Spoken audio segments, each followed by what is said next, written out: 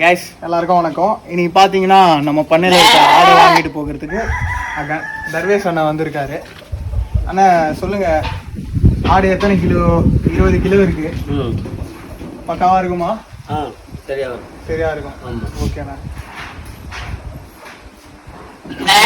நம்ம பண்ணையில் இருக்க ஆடு பார்த்தீங்கன்னா நம்ம இட மிஷினில் போட்டுருக்கோம்.